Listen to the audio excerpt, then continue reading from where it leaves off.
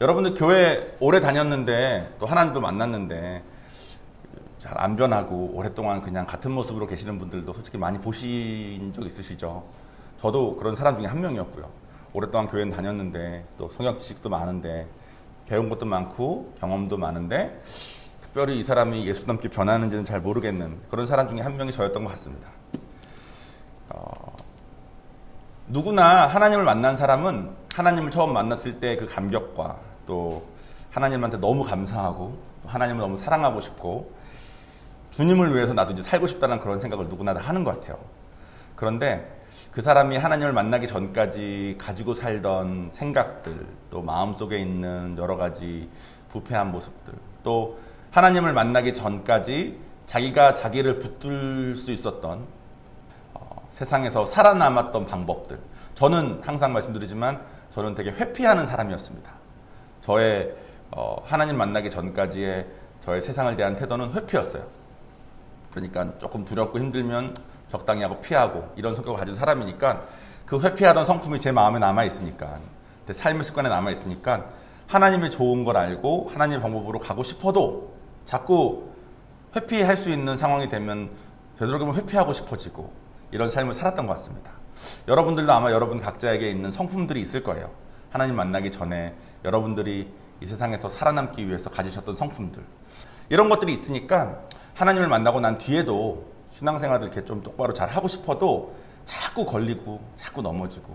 그러니까 하나님을 알게 돼서 이제 내가 좀 똑바로 열심히 가고 싶은 생각이 있지만 좀 해보려고 그러면 넘어지고 좀 해보려고 그러면 이게 부딪히고 저 사람이 이렇게 하고 좀 열심히 해보다가 뭐 이런 거 안 해보던 사람이 열심히 해봤으니까 하다가 지치고 이런 것을 자꾸 이렇게 반복하다 보면 아마 지금도 우리 마음속에는 나 진짜 하나님 더 사랑하고 싶고 더 가고 싶다라는 마음이 있지만 어느새 하나님보다 더 커져버린 세상의 무게 때문에 내가 해봤는데 항상 넘어졌고 내가 좀 해봤는데 이랬고 내가 항상 해봤는데 저랬고 이런 경험들이 쌓이다 보니까 그래 내가 이제 하나님 만났으니까 천국은 내가 간다.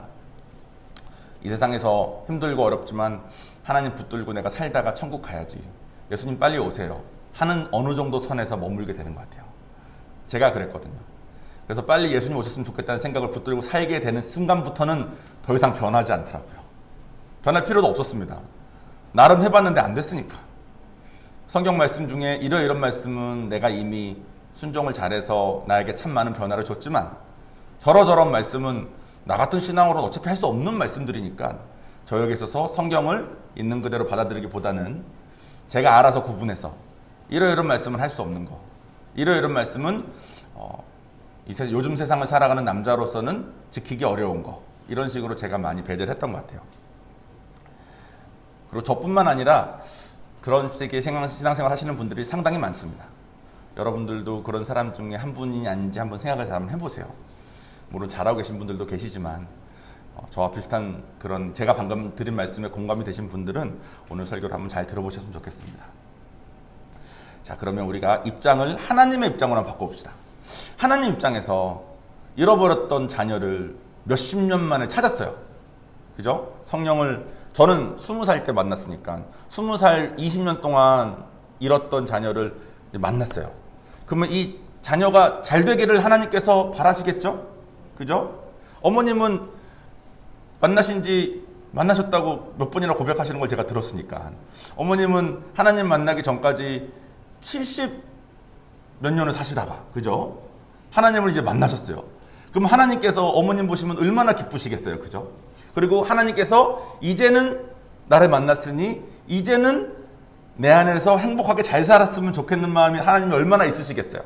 그런데 어머님도 어머님 나름대로 79년 동안 어머님을 보호했어야 됐고 어머님이 어머님 생각을 지켰어야 됐고 살아남았어야 됐기 때문에 자녀도 키우셔야 되고 막 남편도 잘 섬겨야 되고 이런 삶을 살다 보니까 제가 아까 말씀드린 그런 생각과 마음과 또 성품들이 많이 있을 수 있지 않겠습니까?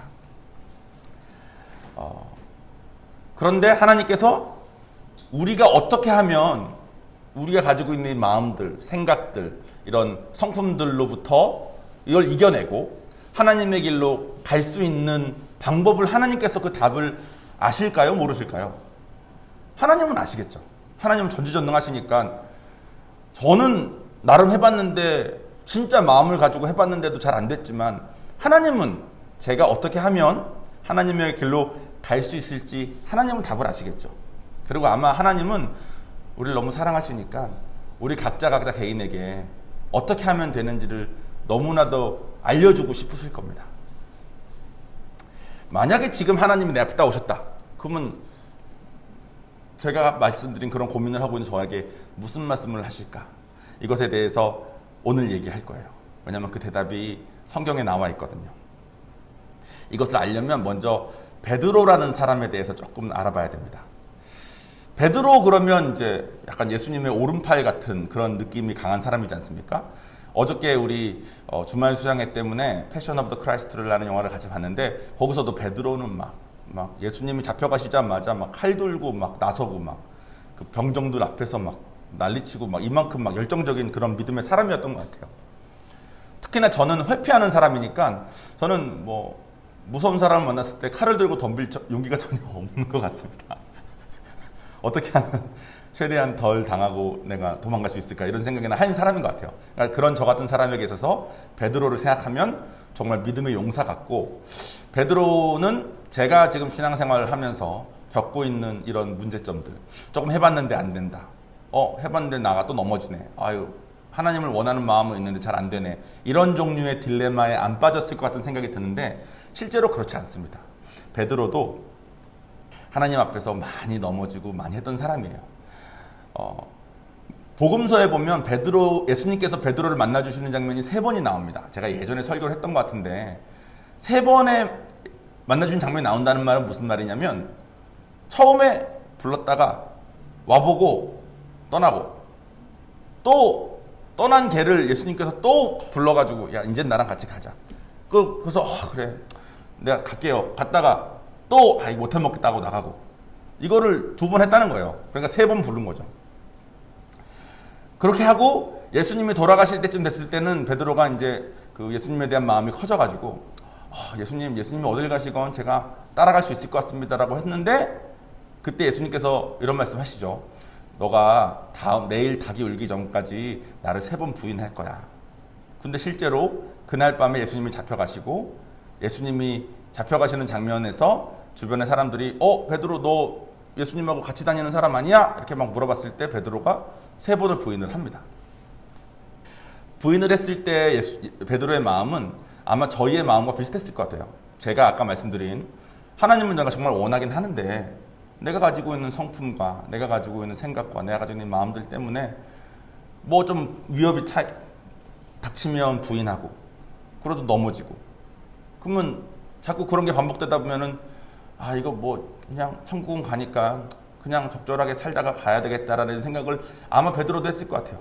베드로도 예수님을 그렇게 몇 번이나 배반하고 예수님이 다시 불러줘서 갔다가 또 예수님을 위해서 어디든 가겠다고 했다가 3번이나 부인한 다음에 자기가 자기 자신을 바라보는 그 신앙관이나 자기가 자기 자신의 믿음을 보면서 아마 되게 좌절하고, 또 동시에 나는 해봤자 안 되는 놈이라는 생각도 들고, 또 할 수 있는 한에서만 열심히 하고 더 이상은 못하겠다 이런 생각을 아마 했을 것 같아요. 그런 베드로를 예수님께서 부활하시자마자 찾아오십니다. 찾아오신다기보다는 부활하셨을 때 만난 사람들에게 친히 베드로의 이름을 꺼내면서 베드로를 나에게 데려오라고 말씀을 하세요.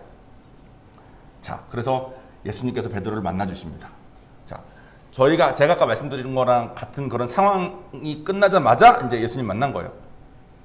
열심히 해보려고 했는데 자꾸 안 돼. 베드로도 자기가 가지고 온 그런 것 때문에, 삶의 성품 이런 것 때문에 안 됐잖아요.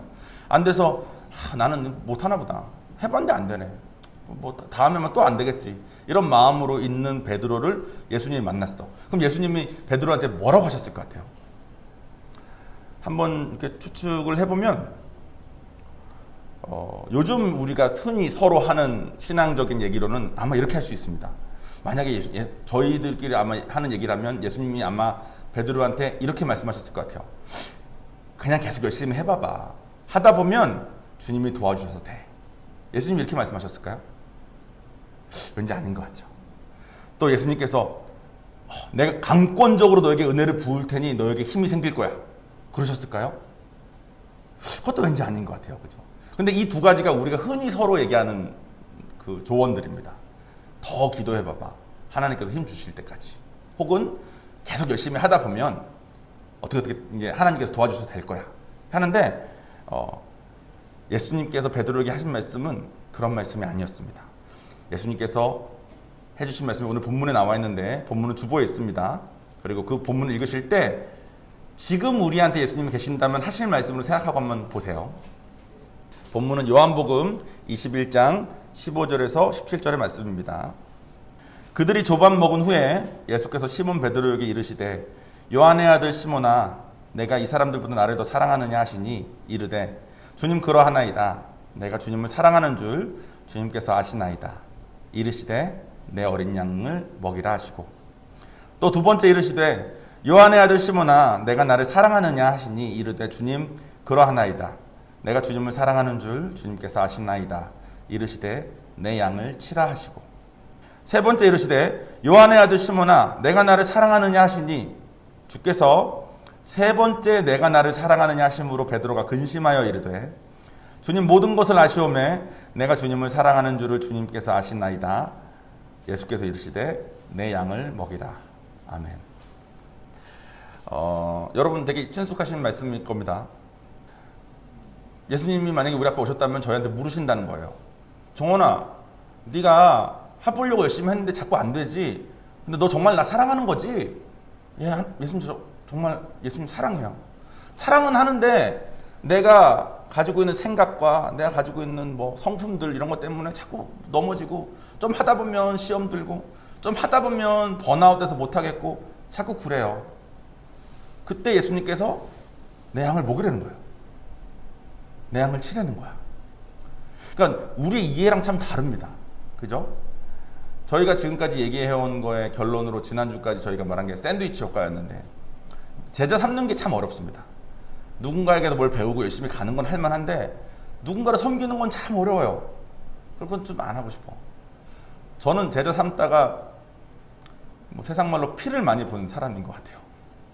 저의 성품이 워낙 안 빚어져 있으니까 제가 무슨 제자를 삼겠습니까? 그러니까 막 얼마나 많이 괴로웠는지 몰라요.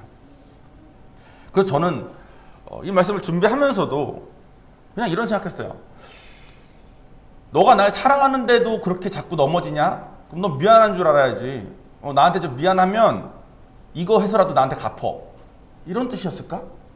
근데 그건 아닌 것 같아요. 예수님이 계셨으면 예수님이 제자를 많이 만드셨을 텐데 예수님이 이제 부활해서 올라가실 거니까 나 대신 네가 내 제자들을 좀 섬겨. 이런 말 아니었을 것 같아요. 정말 그때 베드로에게 필요한 말씀을 하신 걸 텐데 자기의 성품과 자기의 상태 때문에 하나님을 사랑하고 싶어도 하다가 자꾸 넘어지는 베드로에게 왜 꼭 굳이 제자 삼고 양을 먹이라는 말씀을 하셨을까? 근데 제가 깨달아진 게 하나 있습니다. 여러분 여기 계신 분들 다 이제 자녀들이 있으십니다. 저스틴은 없는 걸 제가 알고 있어요. 근데 다른 분들은 다 자녀들이 있습니다. 자녀들이 부모님의 사랑을 참 못 깨닫습니다. 저도 곰곰이 생각해보면 저희 부모님께 받은 사랑이 진짜 크거든요. 근데 저 두 분이 어떤 마음으로 어떤 사랑으로 저를 하시는지 제가 솔직히 잘 공감을 못하는 것 같아요. 제가 미국 유학 갈 때부터 시작해서 또 뭐 미국에서 제가 뭐 어려운 일 있을 때마다 부모님께서 저를 도와주시고 저를 위해서 희생하시는 거에 주저함을 본 적은 한 번도 없습니다. 근데 저는 솔직히 그냥 그렇게 그냥 뭐 부모님 그렇게 하시나 보다 이렇게 하고 넘어갔거든요. 실제로 제 주변에 있는 다른 아이들은 부모님한테 그런 사랑을 못 받는 애들도 많이 보면서도 불구하고 제가 받는 사랑을 당연하게 생각했던 적이 있었던 것 같습니다. 그러니까 제가 부모님을 사랑하고 싶어도 부모님의 사랑을 알기가 어려우니까 그냥 대부분의 경우 당연하게 생각하고 넘어갈 때가 많은 것 같아요. 근데 제가 요한이를 낳아보니까 조금 알겠는 거죠. 요한이를 9개월 동안 요한이는 이제 뭐 임신했을 때도 조금 불안정하게 임신이 됐을 수도 있다. 좀 안정을 좀 취해라 해가지고 저희 우성사모가 오랜 기간 일부러 누워서 애가 좀 안정적으로 잘 안착될 때까지 했던 것도 있고 그 엄마가 얼마나 큰 희생입니까? 또 9개월 동안 제 아내가 고생한 걸 제가 기억하거든요. 애를 낳으려면 그냥 애 낳고 싶으면 애를 낳는 게 아니라 치러야 될 대가가 크구나. 전 막상 놓으면 이제 엄마도 몸을 낳았으니까 몸도 좀 편해지고 애도 이제 낳았으면 저희는 강아지를 많이 키워봤기 때문에 강아지 새끼 놓는 걸 많이 봤거든요. 강아지 새끼는 태어나면 하루 이틀 정도만 좀 따뜻하게 해주고 이렇게 해주면 쥐가 잘 큽니다. 근데 사람은 그렇지 않더라고. 사람은 지가 알아서 크지는 못해. 요한이는 아마 저희가 한 하루 이틀 정도만 제대로 안 했으면 그 신생아 때는 죽었을 거예요. 2시간마다 배고프다고 울고 덥다고 울고 오줌 쌌다고 울고 그때마다 손을 계속 이렇게 해야 되는 거죠. 그걸 하면서 우리 부모님이 나 이렇게 했겠구나. 저 어렸을 때는 기저귀도 제대로 없어서 저 천기저귀 엄마가 빨드는 거 내가 기억나거든요. 저 때는 기저귀 딱 버리면 빼가지고 플라스틱 통 밟아서 딱 넣으면 그 플라스틱 안에 딱 닫혀가지고 비닐로 잘 돼가지고 냄새도 안 나고 딱 이렇게 있다가 그 플라스틱에 있는 비닐 빼가지고 버리면 되는 이런 깔끔한. 근데 저 기억나요. 이게 기저귀인데 엄마가 빤다고 빨았는데도 똥이 이렇게 그 흔적이 조금 있는데 그거 애한테 안 묻게 하려고 최대한 어떻게 해가지고 나한테 줬던 막 그런 이미지들이 막 있어요. 그때 세탁기 제대로 있었는지 탈수기 제대로 있었는지 잘 모르겠고 그때 저희는 그 애기 젖병도 이렇게 일회용 썼거든요. 통은 있는데 안에 거가 일회용이어서 삶을 필요 없이 그냥 안에 있는 비닐 먹이고 끝나면 비닐 버리고 또 쓰면 되는. 근데 저 때는 아마 유리병으로 해서 아마 하나하나 삶았을 겁니다. 저 먹일 때마다. 그러니까 비교도 안 되지만 지금 이렇게 기술이 발달된 시대에 요한이를 키우는 것도 이렇게 어려웠는데 또 요한이가 이제 저와 제 아내를 닮았으니까 좋은 점도 닮았겠지만 나쁜 점도 많이 닮지 않았겠습니까? 그 나쁜 점들이 보이면 이렇게 살면 안 되니까 애를 잘 가이드하려고 노력하고 신경 쓰는 게 한두 가지가 아닌 거죠.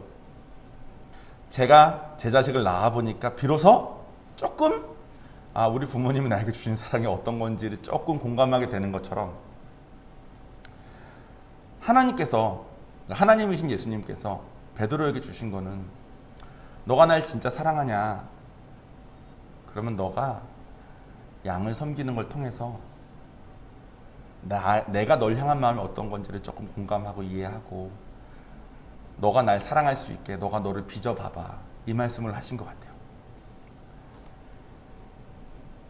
제자를 삼았을 때 비로소 양을 쳤을 때 비로소 날 향한 주님의 마음을 조금이라도 맛보는 거죠. 근데 그거 없이는 저는 유학생 애들 섬기면서 부모로부터 상처를 받은 애들을 많이 만났기 때문에 그 아이들 중에서는 이럴 거면 왜 낳았냐라는 말을 하는 애들도 많이 봤어요. 그거를 이제 듣고 우성사모가 너 그렇게 말할 수 없다고. 내가 요한이를 낳아보니까 이거는 정말 낳았다는 것, 건강하게 태어났다는 것만으로도 우리는 엄청 빚을 진 것 같다라고 말을 해도 그 아이들 입장에서는 아니다. 그래도 태어났으면 책임을 져야지. 이런 식의 표현을 하는 걸 제가 들었던 기억이 나요. 자녀를 낳기 전에는 부모님 마음을 알기가 참 어렵고 우리가 제자 삼기 전에는 우리가 하나님 정말 감사하고 사랑한다 하지만 그분을 온전히 사랑하기가 참 어렵습니다. 성경 말씀은 정말로 한 구절 한 구절 다 우리를 위한 말씀인 것 같아요. 제자 삼으라는 말씀도 우리에겐 부담되고 우리에겐 싫지만 우리를 위한 말씀인 거죠. 근데 저는 이것을 이렇게 받아들이기가 참 오래 걸렸습니다. 참 어려웠고 제자 삼는 거가 잘 되지도 않았고 특히나 저는 제 성품이랑 부딪히니까 사람들이 제 옆에 있는 것을 별로 좋아하지 않았던 것 같아요. 그러니까 사람들이 제 옆에 있는 걸 좋아하지도 않는 걸 보면서 내가 왜 무슨 제자를 삼어 이런 생각을 매번 했던 것 같습니다. 근데 이것이 저를 위한 말씀이라는 것을 붙잡은 다음부터는 저를 바꿔서라도 이것을 가고 싶다라는 마음을 먹고 가고 있는 것 같습니다. 그리고 아주 조금씩이지만 저의 옛날을 생각하면 저 20살 때는 그 누구의 말도 듣지 않았어요. 그 누구의 말도 듣지 않았고 저는 모든 것을 다 안다는 확신을 가지고 살았습니다.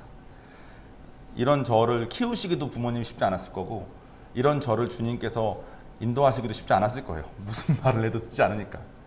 그러니까 20살 아이 정도 되는 아이를 섬기면서 그 아이가 내 말을 듣지 않는 것을 느꼈을 때 비로소 예수님의 저를 향한 마음도 좀 느끼게 되고 이렇게 된 것 같습니다. 오늘의 말씀을 보면 구체적인 방법이 나옵니다. 제자 삼는다는 것의 구체적인 방법. 제가 지난주까지 제자 삼는다는 것에 대해서 대략적인 것 말씀드렸어요. 제가 말씀드렸던 대략적인 건 뭐였냐면, 우리가 무슨 믿음의 용사가 돼가지고 바울처럼 베드로처럼 이렇게 됐을 때 제자를 삼아야지, 지금 내 믿음에 무슨 제자야라는 생각을 저는 예전에 많이 했었는데, 그게 아니라 지금 나만큼의 신앙을, 나는 지금 예수를 믿고 교회를 다니는 사람이다. 그러면 지금 나만큼의 신앙을 갖지 않은 다른 사람이 주변에 있다면 그 사람을 내 신앙만큼 올리는 게 제자 삼는 거예요. 그러니까 나의 제자 삼는 게 아니라 예수님의 제자 삼는 거죠. 예수님을 따라가는 사람을 만드는데, 나보다 더 앞서가고 더 신앙인, 더 하나님을 더 사랑하고 하는 사람이 보이면 그 사람을 보면서 내가 닮으려고 노력을 하면서, 내 주변에 나만큼의 신앙이 없는 사람이 혹시 있다면 그 사람들 마음을 열고 그 사람 섬겨서 그 사람들이 나만큼의 신앙이 될 수 있게 그 사람을 독려해서 올리고, 또 동시에 나도 계속 올라가고, 내가 올라가면 올라간 만큼 올려주고. 그래서 만약에 내가 올려준 사람이 날 역전했다, 그럼 이 사람은 나보다 더 신앙 좋은 사람한테 보내주고, 이렇게 하는 게 결국은 제자 삼는 거라고 지난주까지 말씀드렸는데, 오늘 본문 말씀에는 구체적인 방법이 나옵니다. 먹이는 것과 치는 게 나옵니다. 양을 먹여라, 양을 치라. 먹이는 것과 치는 것이 뭐가 다른지에 대해서 조금 제가 설명을 드릴게요. 내 양을 먹이라가 2번 나오고 치라가 1번 나오거든요. 사랑하느냐로 3번 물으시고 3번에 대한 답으로 다 양을 어떻게 하라였는데, 2번은 먹이라였고 1번은 치라였습니다. 먹이는 것은 말씀을 가르쳐 지키게 하는 겁니다. 주님의 말씀을 전하는 거예요. 그게 양을 먹이는 겁니다. 양에게 하나님의 말씀을 자꾸 먹이게 하는 거. 근데 저는 예전에 그냥 가르친다고 생각했거든요.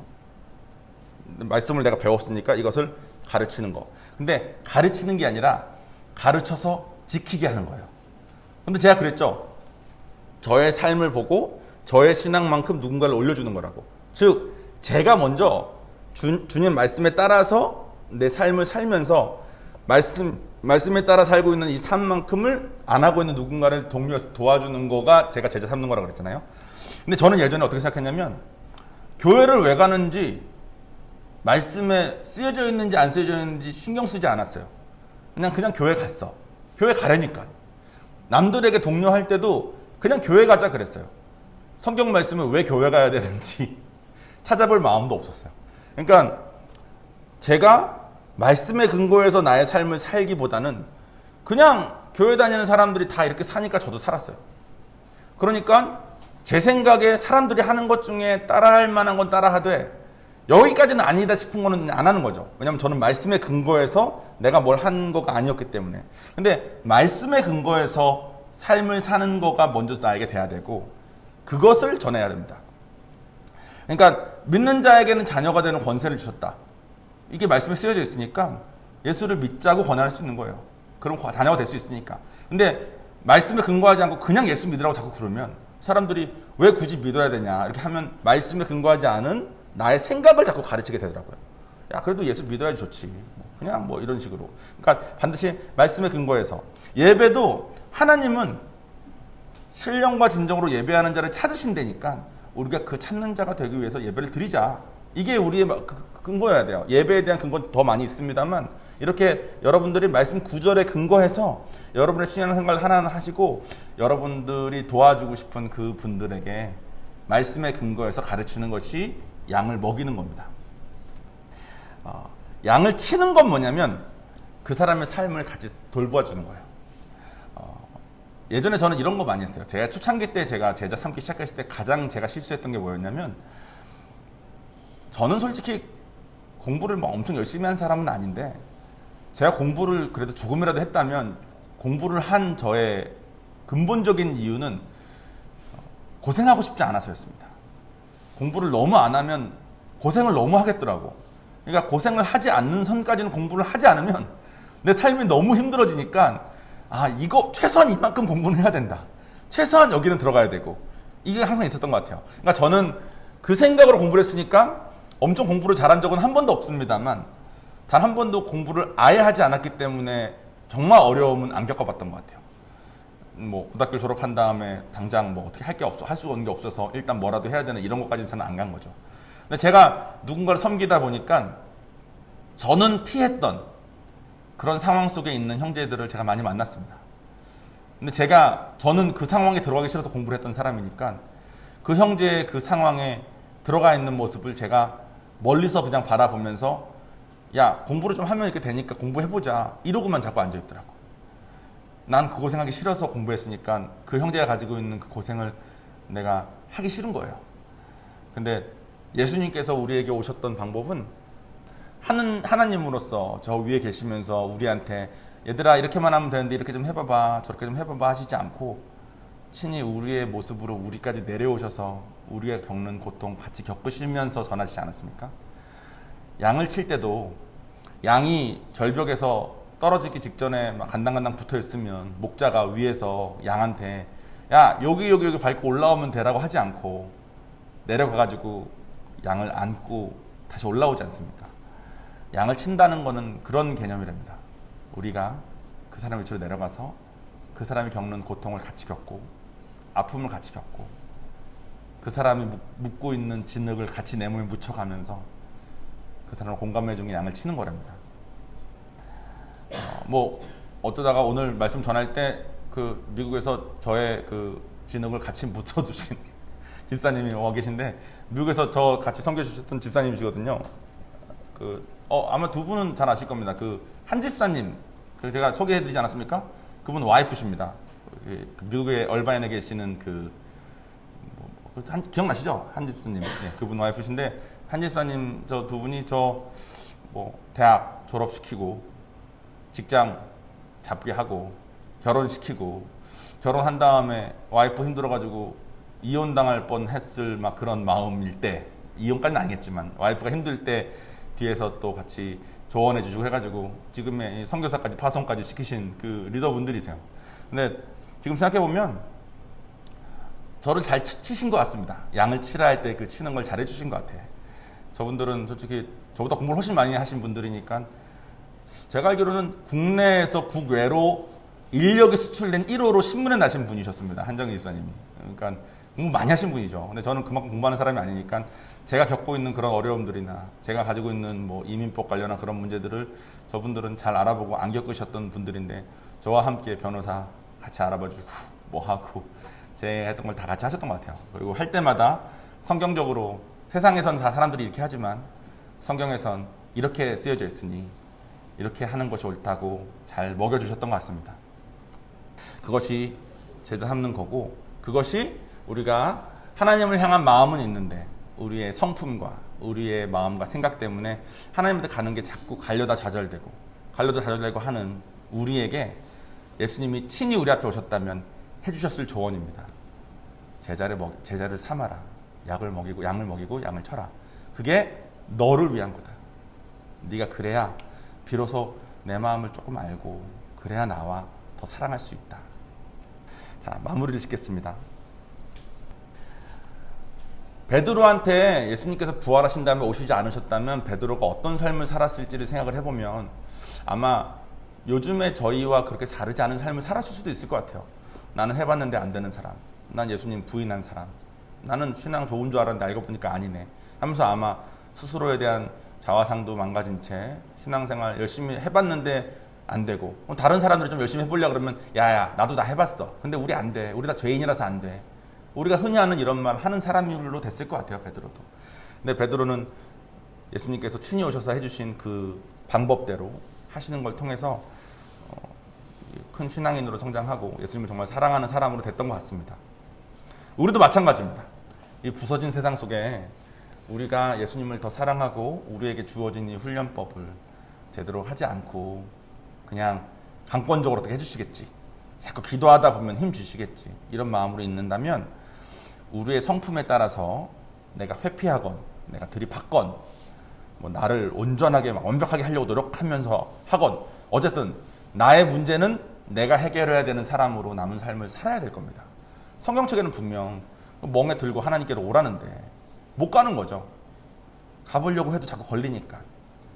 그러니까 나는 나의 문제가 있을 때 이 문제를 들고 하나님한테 가는 것조차 안 되는 사람인 겁니다. 여기 이 문제 들고 사는 거에 너무 익숙해서 이 문제를 바라보는 것조차 너무 힘든 거죠. 이 문제를 바라보는 것만 너무 아프니까. 저는 그래서 자꾸 덮어두고 회피했던 사람이거든요. 그러니까 성경 말씀에 들고 오라고 해도 못 들고 가는 거예요. 근데 제자를 삼다 보니 제자가 가진 문제를 들고 가게 독려하면서 비로소 제 문제를 들고 갈 수 있게 되는 겁니다. 그리고 하나님한테 이런 훈련 받지 않으면 흔히들 내 마음에 따라서 또 내 생각에 따라서 저 사람이 이렇게 해서 내 삶에 이렇게 됐어. 저 사람이 이렇게 했기 때문에 내가 지금 이렇게 됐어. 이런 피해의식. 뭐 실질적으로 객관적으로 따지면 정말 여러분이 피해자일 수도 있겠습니다만 우리가 예수를 믿은 뒤부터는 이제는 우리에게 선택권이 있었다는 겁니다. 우리가 제자 삼고 우리가 예수님을 더 사랑하는 방법으로 가서 우리가 더 이상 피해자가 아닌 삶으로 살 수 있게 우리에게 기회의 길이 열렸다는 거예요. 하지만 여전히 제자 삼는 게 너무 어려우니까 제자 삼는 걸 안 하면서 그냥 내가 원하는 그런 모습의 그냥 신앙생활을 하고 싶으실 수 있습니다. 근데 아마 그런 신앙생활 계속 하시면 부활하신 뒤에 예수님을 만나지 못한 베드로처럼 그냥 내가 해봤는데 이렇고 저렇고 이런 신앙생활에 머무르시게 될 가망이 많습니다. 베드로가 예수님의 이런 말씀을 듣고 나서도 제자를 안 삼아도 하나님께서 베드로를 사랑하는 마음은 변하지 않았을 거예요. 다만 베드로가 하나님을 사랑하는 마음이 변하지 못한 채 어느 정도 포기한 채 그냥 살았을 겁니다. 그러니까 제자를 우리가 삼고 안 삼고를 따라서 우리를 향한 하나님의 마음이 변하지 않습니다. 하나님은 우리를 그냥 한결같이 사랑하시는 것 같아요. 우리가 하나님을 사랑하는 게 너무 어려운데 우리가 하나님대로 살아야지 우리가 행복한데 우리가 그걸 못하고 있는데 우리의 여러 가지 문제들 때문에 근데 제자를 안 삼으면 우리가 너무 손해인 거예요. 근데 이 계산이 잘 안 되는 것 같아요. 우리가 다. 제가 너무 힘들었습니다. 잘 안 되고. 그래서 제자를 삼는 거가 거창하게 생각하실 필요 없이 그냥 주변에 누군가 나만큼의 신앙이 없는 사람에게 독려하는 걸로 시작을 하셔서 그 발을 떼시면 여러 가지 경험하시는 것들이 있을 겁니다. 그 경험하시는 것이 생기신 분들과는 이제 같이 나누고 싶은 얘기가 이제 훨씬 많습니다. 그러니까 하나님을 만나기 전에는 성경책을 놓고도 말할 수 있는 게 이거밖에 안 되지 않습니까? 하나님 만나고 난 다음에는 이렇게 많아지잖아요. 근데 제자를 삼고 나면 성경책에서 말할 수 있는 내용이 이렇게 많아져요. 그럼 성경책을 누리는 양이 훨씬 많아지고 우리 삶이 훨씬 풍성해집니다. 저는 그렇게 믿고 지금까지 그렇게 경험해서 가고 있습니다. 여러분들을 이 자리에 계신 분들이나 인터넷으로 같이 예배를 들으시는 분들이나 그런 삶으로 여러분을 정말 초대하고 싶습니다. 저는 그만큼을 경험해봤으니까 그만큼으로 제 주변에서 기회가 닿는 분들을 이렇게 올리고 싶은 게 제가 지금 제자 삼는 제 사역인 겁니다. 그래서 같이 가서 하나님 좋으신 분인 것을 우리 마음으로 더욱 느끼고 깨닫는 그런 한 분 한 분 됐으면 진심으로 좋겠습니다. 자, 기도하겠습니다.